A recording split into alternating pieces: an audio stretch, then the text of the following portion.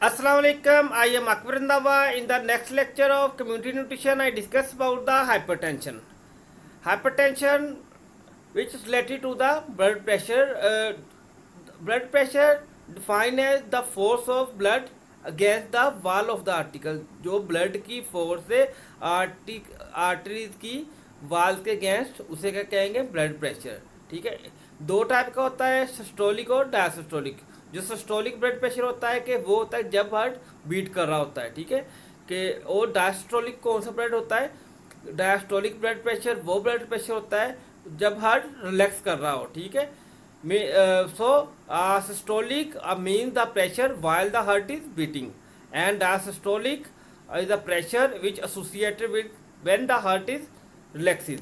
ठीक है, then optimal value of the blood pressure is 120 to 80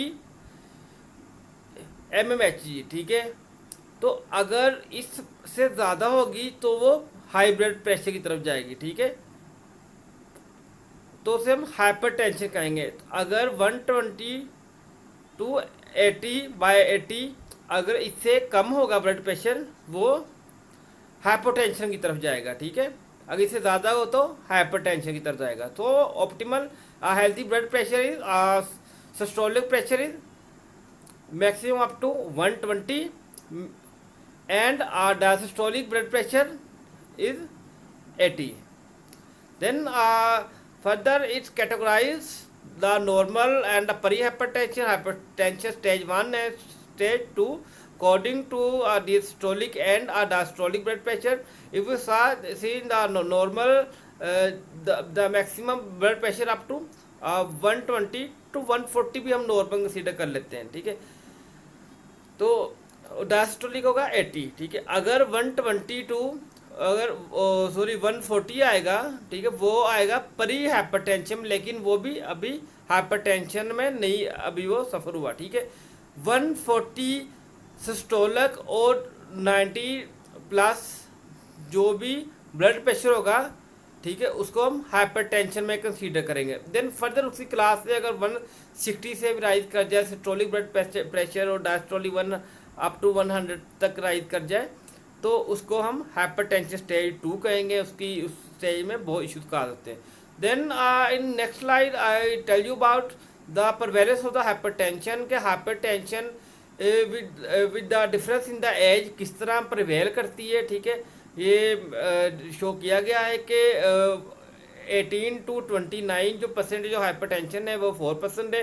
then up to 14 it rise up to 11%. Then 40 to 49 इस level rise up to 21 and in 50 to 80 it rise up to 54. के mostly 60% जो है जो कि hypertension है वो 50 to 17 की as में आती है. ठीक है, देन अभी तो लाइफ की एक्सपेक्टेंसी रेट ही बहुत कम हो गया है. ठीक है, तो इसलिए 80 पे जाके वही इसका के 65 टू 70 करेगा. ठीक है, कि next slide I tell you about the if the hypertension is untreated, के अगर हाइपरटेंशन को प्रॉपर्ली ट्रीटमेंट ना किया गया हो उसकी वजह से कौन कौन से एसोसिएटेड रिस्क फैक्टर्स हो सकते हैं या मेटाबॉलिक सिंड्रोम की तरफ जाता है. क्योंकि ये एक ओबेसिटी जो है वो ये हाइपरटेंशन जो है, ठीक है, ये एक कॉन्स्टिट्यूएंट है इसका मेटाबॉलिक सिंड्रोम का. ठीक है, इसमें एथेरोस्क्लेरोसिस होगा. एथेरोस्क्लेरोसिस क्या होता है?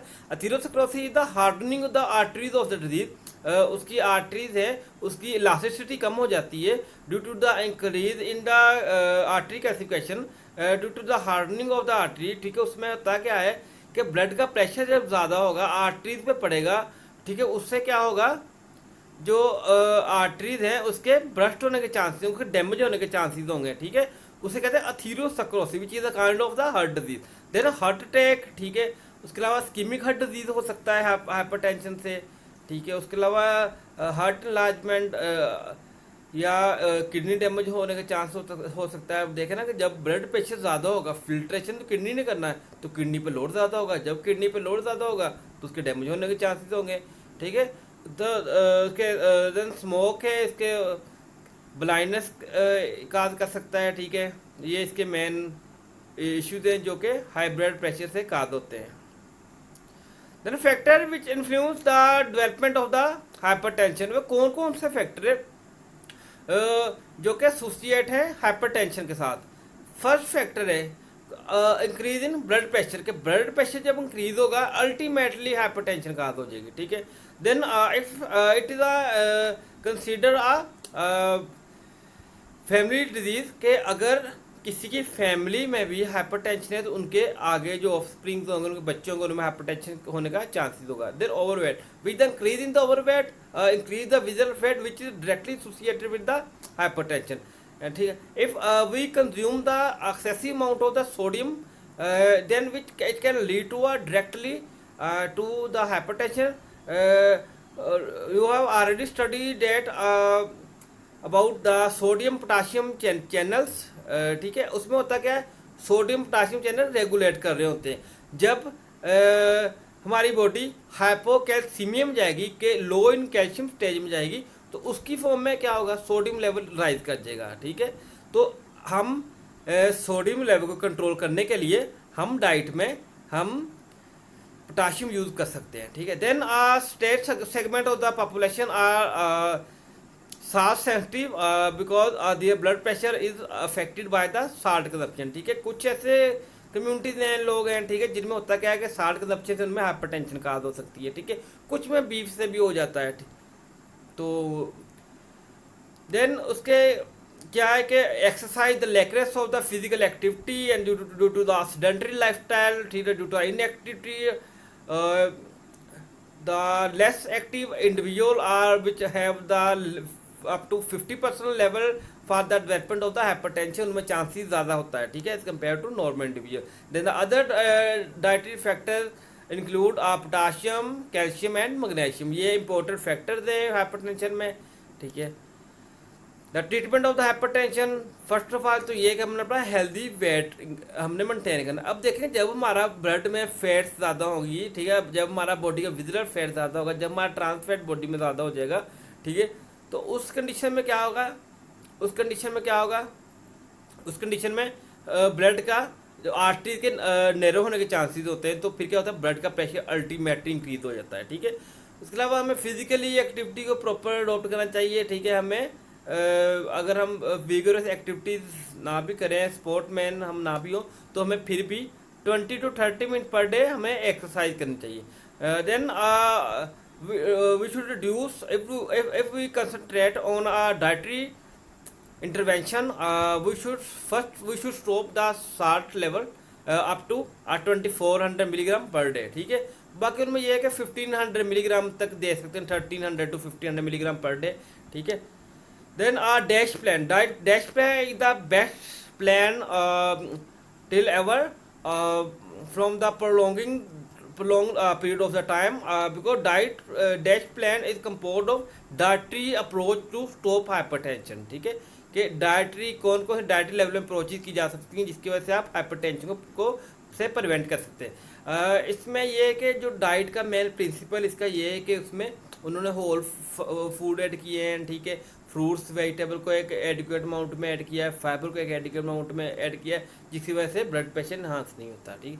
Dash diet control the calcium, magnesium, potassium up to 20% of the diet, ठीक है। अगर डैश डाइट से उसमें 20 से 30%, 50% का चांस कम होता है हाइपरटेंशन के। देन मैक्रोन्यूट्रिएंट एंड फाइबर, उसमें यह है कि इन्होंने रिफाइंड प्रोडक्ट्स को लिमिटाइज करके इसमें जो है कम्प्लेक्स कार्ब यूज़ किए हैं, ठीक है। फ्रूट्स एंड वेजिटेबल का ये है कि अगर फ्रूट्स एंड वेजिटेबल का कि आपका की सर्विंग इंक्रीज कर दी है, ठीक है, आप मिनिमम 5 to 7 सर्विंग हैं जो कि फ्रूट्स एंड वेजिटेबल की लेनी होती हैं, तो ये क्या कर सकता है, और कैल्शियम एंड मैग्नीशियम के लेवल को अप टू 75% तक राइज कर सकते हैं। Then combination add 2 to 3 serving the low fat dairy add to fruits and dairy diet, ठीक है। ये है कि जो आप मिल्क यूज़ कर रहे हैं वो लो फैट यूज़ कर रहे हैं, ठीक है, और अपनी डाइट में कैल्शियम, पोटाशियम और मैग्नीशियम का लेवल है वो 75% तक राइज कर लें, इसकी वजह से कंट्रोल कर सकते हैं हाइपरटेंशन को, ठीक है। Then the DASH diet implementation, combination of the diet affect the comparable to the pharmacological trials in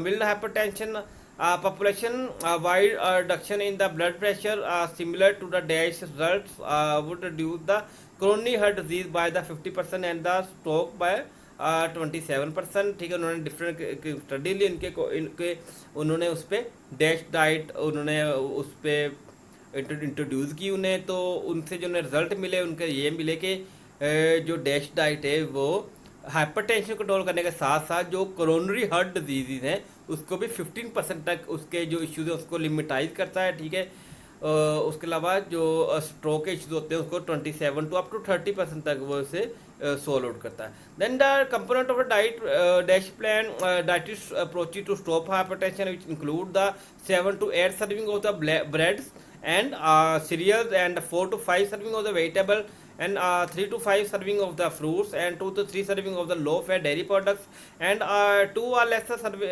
than 2 serving of the meat, poultry and the fish, 2 to 3 serving of fats which mostly are healthy fats and the oil, nuts, seeds and beans up to 3 to 4 times a week, which is limitize the level of the salt and a bakery product because our bakery products contain hidden level of salts। जितनी bakery products हैं उनमें hidden level salt होता है। ठीक है, इसी वजह से उसे लिमिटाइज किया गया उसे।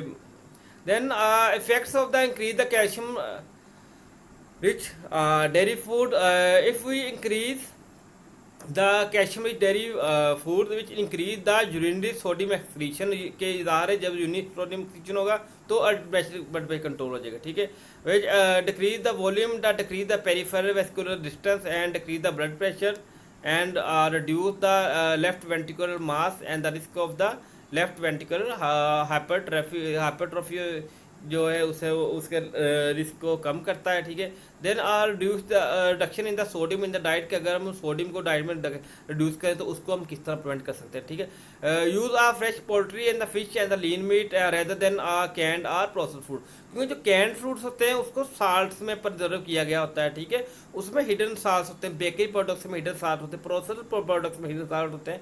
ट्राई करें आप फ्रेश फ्रूट्स, फ्रेश जो पोल्ट्री है या मीट है वो यूज़ करें, विजरल जो फैट्स है उससे अवॉइड करें, जो कि आप रेड मीट जो अगर यूज़ कर रहे हैं तो अवॉइड करें उसको, मोस्टली वो प्रोटीनियस हो। ठीक है, तो then buy a fresh plain frozen और can with no salt added vegetables की। ठीक है, पाकिस्तान में तो खैर नहीं, जो डेवलप कंट्रीज़ हैं वहाँ पे क्या है कि फ्रोज़न वेजिटेबल्स होती है, फ्रोज़न फ्रूट्स होते हैं। ठीक है, उनको उन्हें शुगर सिरप में या साल्ट से उसे प्रोसेस करके साल्ट के साथ, ठीक है, उसे प्रिजर्व किया गया होता है। ठीक है, साल्ट के साथ प्रोसेस से ये होता है उसके माइक्रोबियल एक्टिविटी स्टॉप हो जाती है। ठीक है, then use herb spice and salt free seasonal blend use in cooking at table decrease और eliminate the of the table salts. ठीक है, उसके अलावा ये है कि हमें स्पाइसी हर्ब यूज़ करनी चाहिए। तो then choose convenience food that are low in the sodium. ठीक है, फूड वो चूज़ करें जिसमें सोडियम का लेवल लो। ठीक है, अब मेरी तो रिसर्च ही एमफिल की मेटाबॉलिक रिस्क पे थी। ठीक है, मैंने हाइपरटेंशन पे, हाइपोग्लाइसीमिया पे, हाइपरलिपिडीमिया पे, ट्राइग्लिसरीडीमिया पे मेरा ट्रायल था, मैं रेट मॉडल स्टडी की थी, तो मुझे इसका बारे में ना काफ़ी ज़्यादा इन्फॉर्मेशन है क्योंकि मैंने खुद इसके ट्रायल लगाए।